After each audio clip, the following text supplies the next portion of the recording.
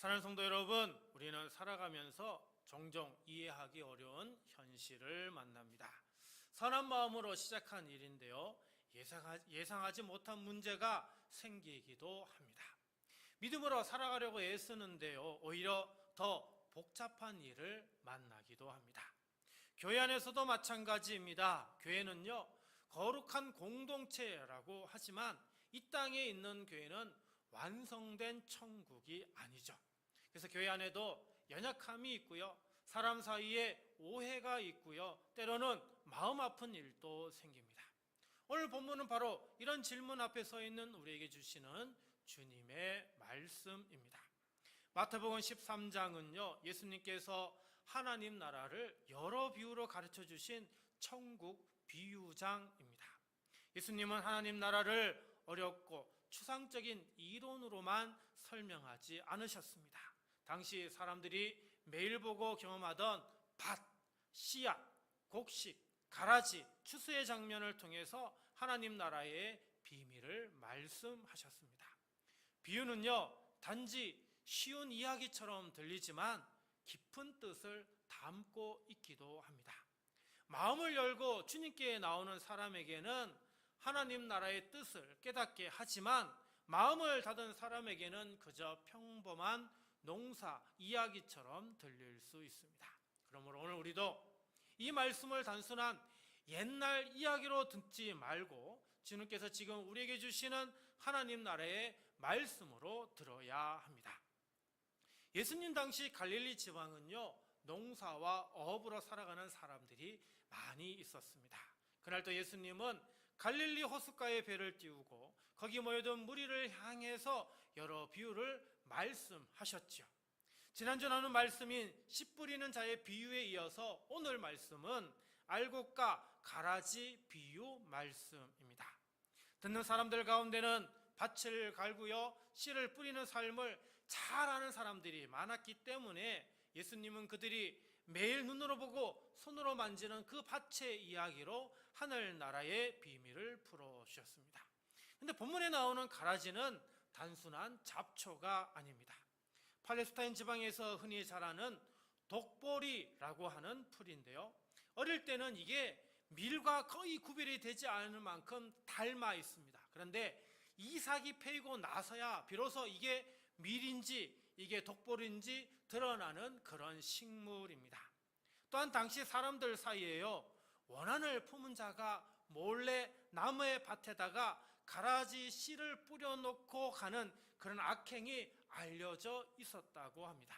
그만큼 이 비유는요, 예수님이 지어낸 상상 속 이야기가 아니라 그 시대의 사람이라면 누구나 현실감 있게 받아들일 수 있는 이야기였다라고 하는 겁니다. 특별히 오늘 본문은 예수님께서 제자들에게 그 뜻을 직접 하나하나 풀어 설명해 주시는 몇 안 되는 비유이기도 합니다. 그러므로 우리는 이 말씀 앞에서 단순히 누가 알곡인가, 누가 가라지인가를 따지는 그런 마음으로 이 자리에 있으면 아니 됩니다. 오히려 나는 지금 무엇으로 자라고 있는가? 나는 주님께서 심으신 좋은 씨답게 살아가고 있는가? 마지막 추수의 날을 바라보며 믿음으로 서 있는가를 물어야 합니다. 오늘 말씀을 통해 하나님께서 우리에게 알곡의 믿음, 기다림의 믿음, 마지막 소망을 허락해 주시기를 간절히 바랍니다. 먼저 하나님은요, 좋은 씨를 밭에 뿌리셨습니다. 24절 볼까요? 예수께서 그들 앞에 또 비유를 들어 이르시되 천국은 좋은 씨를 제밭에 뿌린 사람과 같으니. 자, 여기서 우리가 먼저 주목해야 할 것은요, 가라지가 아닙니다. 원수도 아닙니다. 문제도 아닙니다.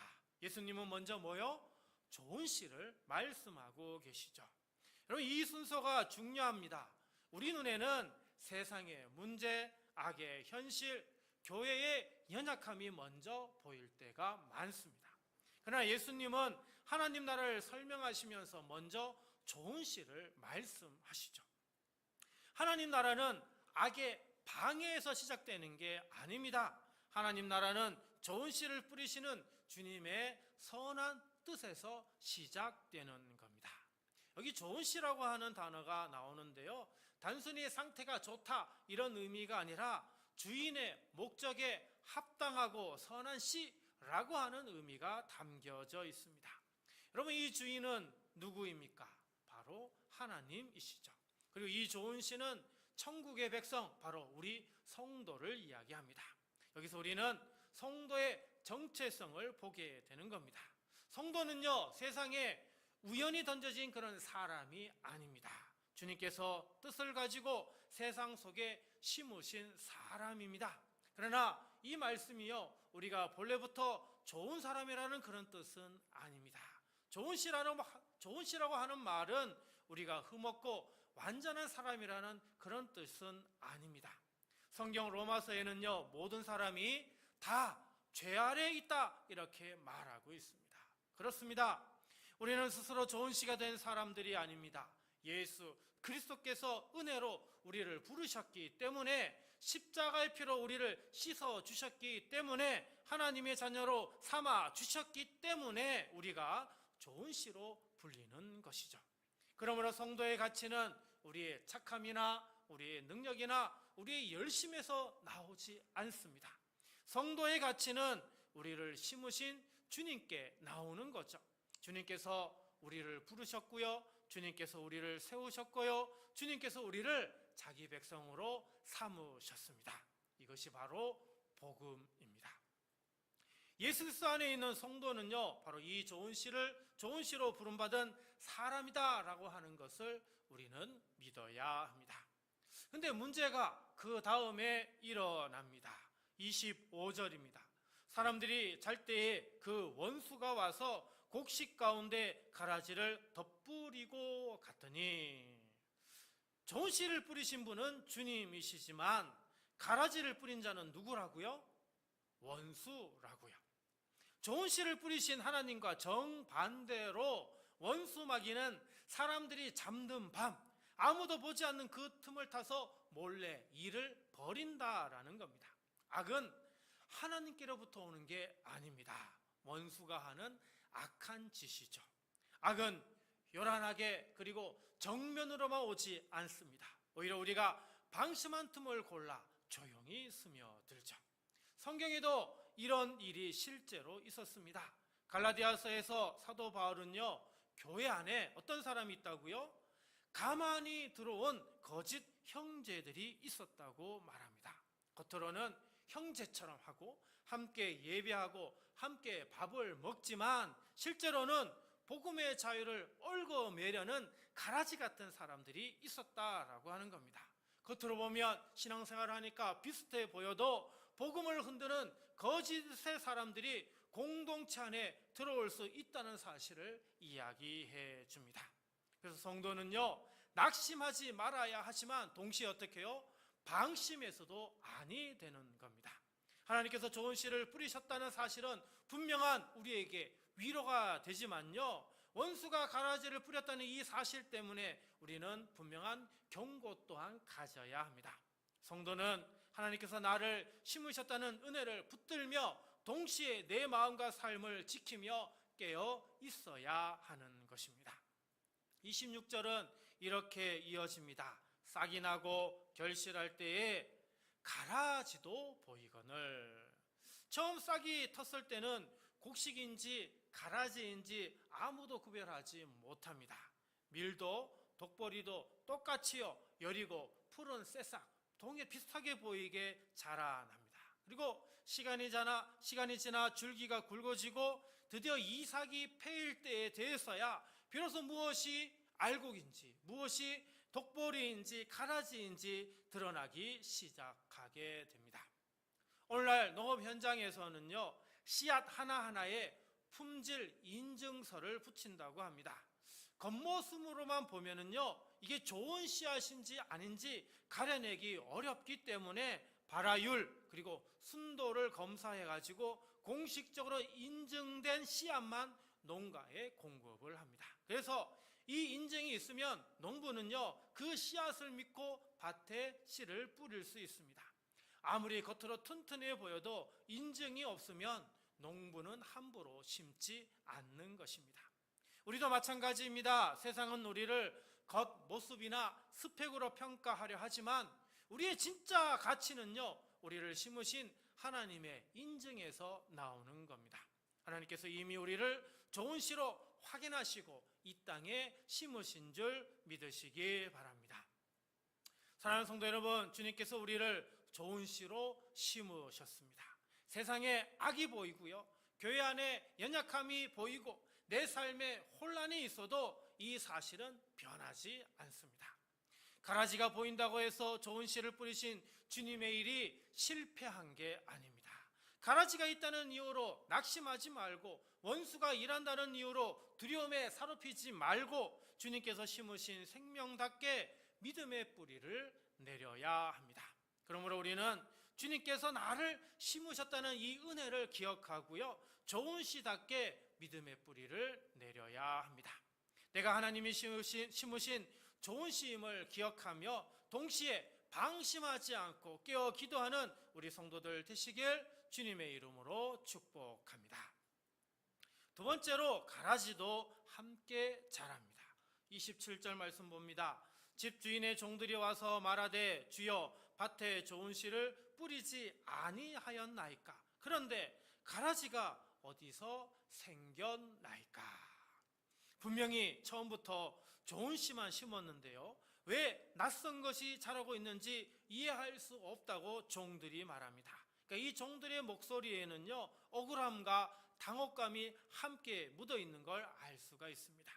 여러분, 이 질문은 단순한 농사 질문이 아닙니다. 오늘 우리의 질문이기도 하죠. 분명히 진심으로 믿고 진심으로 섬기고 진심으로 순종하며 살아왔는데 교회 안에서 혹은 가까운 관계 속에서 뜻밖의 실망스러운 일을 마주할 때가 있다라고 하는 겁니다.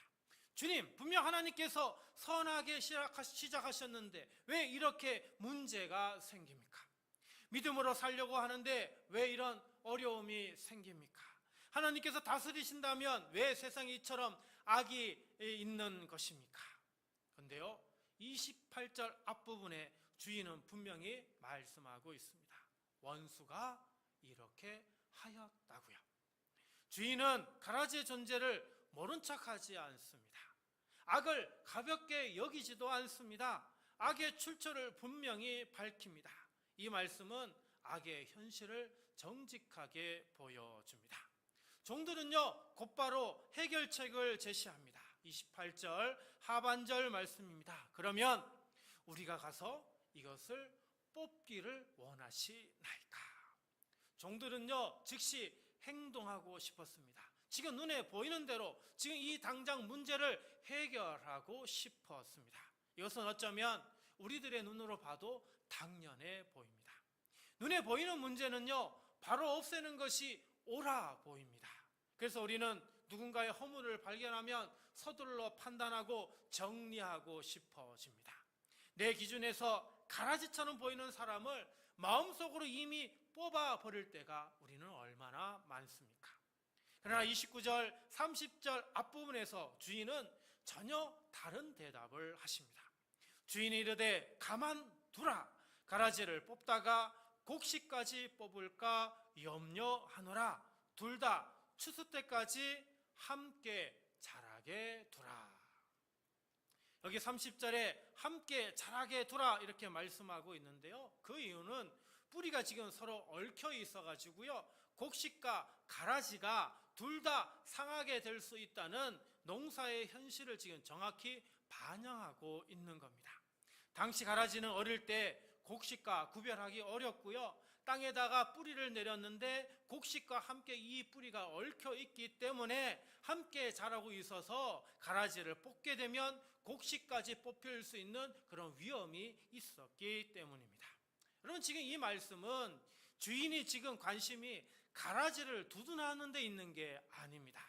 오직 하나, 어린 곡식을 지키려고 하는 것뿐인 것이죠.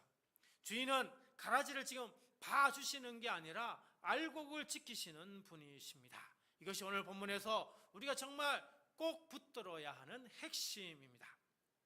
사랑하는 성도 여러분, 우리는 겉모습만 보고도 쉽게 남을 단정합니다. 그런데 그 사람의 속마음, 앞으로의 변화까지 우리는 전혀 알 수가 없습니다. 하나님만이 온전히 아시고 하나님만이 정확하게 판단하실 수 있을 뿐입니다. 그래서 함께 자라게 두라라고 하는 이 말씀에는 지금 당장 우리에게 불편하고 답답해 보이는 그런 공존이라는 것이 있긴 하지만 하나님은 그것을 견디게 하시는 하나님의 놀라운 큰 그림이 담겨져 있는 것입니다. 성경에도요 이런 인내의 본이 참 많이 있습니다. 그 중에 다윗은요 자신을 죽이려도 했던 사울왕을 2번이나 죽일 수 있는 기회가, 자기가 심판할 수 있는 기회가 있었습니다. 하지만 다윗은 그 왕을, 사울왕을 손대지 않았죠. 내가 손을 들어 여호와의 기름 부음 받은 자를 치는 것은 여호와께서 금하시는 것이니 죽이지 말라. 누구든지 손을 들어 여호와의 기름 부음 받은 자를 치면 죄가 없겠느냐라며 다윗은 이 심판을요 하나님께 넘깁니다. 하나님께 맡기죠. 다윗의 기다림은 악을 모른 척한 게 아닙니다. 자기 손으로 성급히 끝내려 하지 않고요 하나님의 판단과 하나님의 때를 신뢰하는 그 믿음을 보여주고 있는 것입니다. 그러므로 성도는요 지금 이게 선한 것인지 악한 것인지 분별하는 것, 이거는 포기해서는 아니 되지만 최종 심판자의 자리에 앉아가지고 그것을 심판하는 것은 바람직하지 않다라는 겁니다. 그래서 분별과 정죄라고 하는 것은 엄연히 다르다라는 겁니다. 죄를 죄라고 말하는 것과 사람을 끝난 사람으로 단정하는 것은 다릅니다. 불의를 경계하는 것과 내가 주인의 자리에 앉아서 사람을 뿌리채 뽑으려 하는 것 역시 다른 것입니다. 이것을, 이 말씀을 교회와 우리의 관계 속에 적용해 보아야 합니다. 예수님은 밭을 뭐라고요? 세상이라고 하셨습니다. 교회는 그 세상 속에 세워진 하나님 나라의 공동체입니다. 그러므로 우리는 세상 속 악의 현실뿐 아니라 교회 안의 연약함도 이 말씀 앞에서 조심스럽게 바라보아야 하는 겁니다.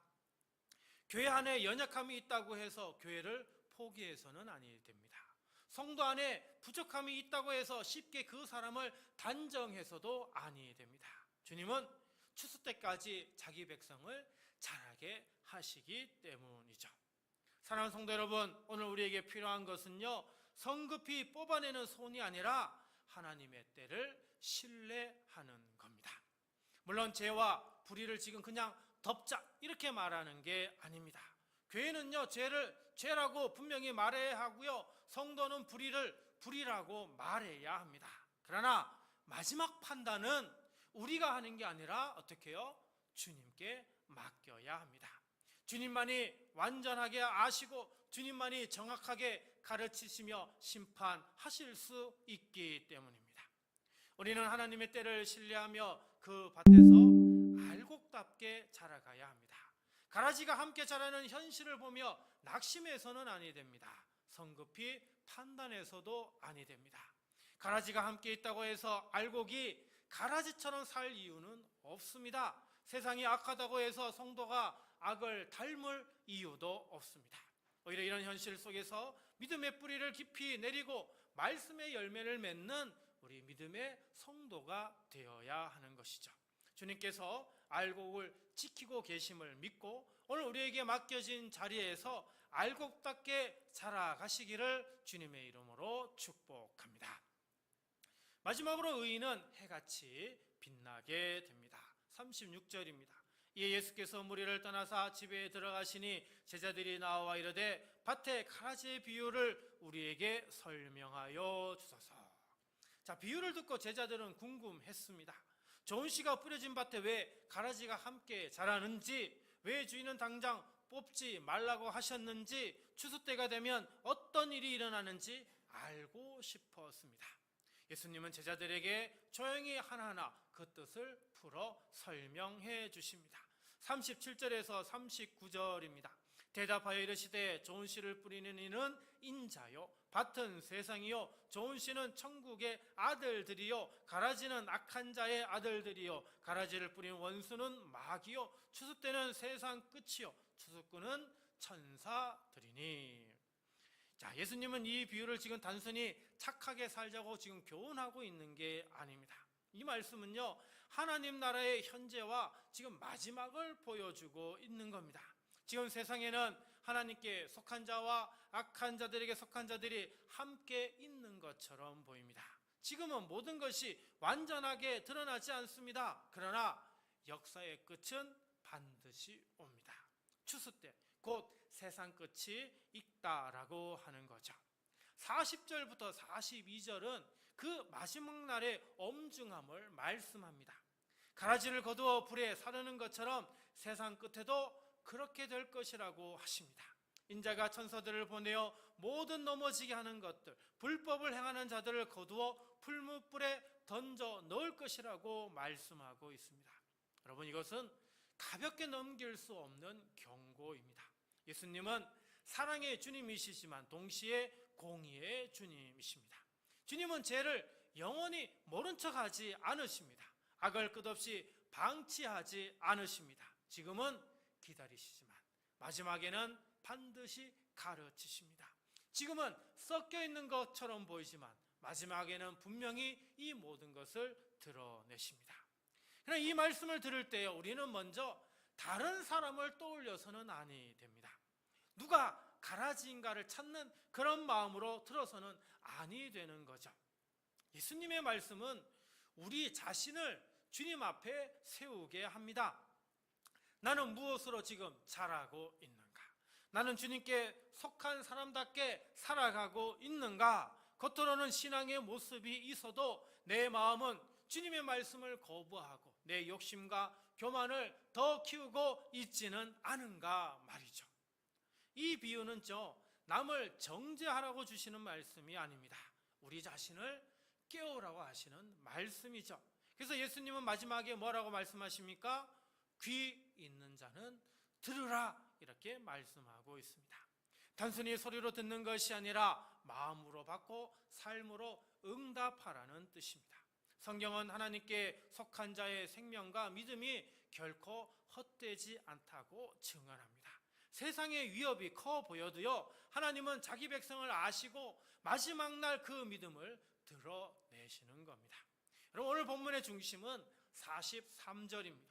그때 의인들은 자기 아버지 나라에서 해와 같이 빛나리라. 귀 있는 자는 들으라. 여기 빛나리라 라고 하는 동사, 단순히 빛이 있다는 그 정도 수준이 아니고요, 환히 빛나다, 밝게 빛나다, 이런 뜻입니다. 지금은 세상 속에서 가려져 있고 오해받고 가라지와 뒤섞여 잘 보이지 않는 것처럼 보여도요, 마지막 날 하나님께 속한 자들의 영광이 분명히 밝히 드러날 것을 말씀하고 있습니다. 그러므로 의인은 해같이 빛난다는 이 말씀을 도덕적으로 완벽한 사람에게 주시는 그런 상으로 보아서는 아니 됩니다. 예수 그리스도 안에서 하나님께 속한 자들에게 주시는 은혜의 약속입니다. 이 땅에서는 성도의 삶이 작아 보일 수 있습니다. 믿음으로 살다가 손해볼 수 있습니다. 정직하게 살다가 외로울 수도 있습니다. 말씀대로 살려고 하다가 세상 속에 뒤처지는 것처럼 보일 수도 있습니다. 그러나 마지막은요, 세상의 평가가 아닙니다. 마지막은 하나님의 나라입니다. 사도 바울은요, 골로새서 3장 3절에서 너희가 죽었고 너희 생명이 그리스도와 함께 하나님 안에 감추어졌다라고 말씀합니다.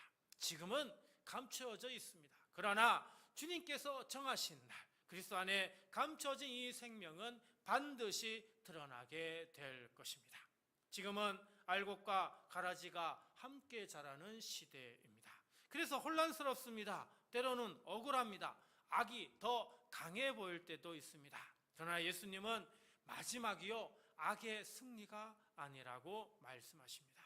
마지막은 하나님의 심판입니다. 마지막은 의인의 영광입니다. 마지막은 주님께서 자기 백성을 드러내시는 날입니다.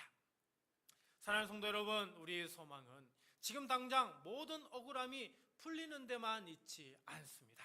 우리의 소망은 주님께서 마지막 날 반드시 바르게 하신다는 약속에 있습니다. 우리의 결말은 세상의 어둠에 삼켜지는 게 아닙니다. 그리스도 안에 있는 우리의 결말은 아버지의 나라에서 해같이 빛나는 것입니다. 그러므로 낙심하지 마십시오. 성급하게 판단하지 마십시오. 아기와 함께 자라는 현실 때문에 믿음을 포기하지 마십시오. 주님께서 마지막을 정하셨습니다. 주님께서 반드시 가르십니다. 주님께서 반드시 드러내십니다. 그리고 주님께서 자기 백성을 해같이 빛나게 하실 것입니다. 사랑하는 성도 여러분, 오늘 우리는 세 가지를 배웠습니다. 하나님은 우리를 정성으로 심으신 좋은 씨입니다. 지금은 가라지와 뒤섞여 답답하고 힘들어도 우리 주님께서 뭐라고요? 참고 기다리라, 인내하라 말씀하십니다. 그리고 마침내 그날이 오면 지금까지 감추어졌던 우리의 정체, 참된 정체성이 이제 해와 같이 빛나게 될 것입니다. 그러므로 지금의 어둠에 낙심하지 마시고 그리스도 안에 있는 우리의 결말은 세상의 어둠이 아니라 아버지 나라에서 해같이 빛나는 소망임을 기억하시기 바랍니다. 귀 있는 자는 뭐라고요? 들으라 라고 말씀하셨습니다. 오늘 이 말씀이 우리의 귀에만 머물지 않고 마음에 심겨서 우리의 삶 속에서 믿음의 열매로 자라나기를 주님의 이름으로 간절히 축원합니다.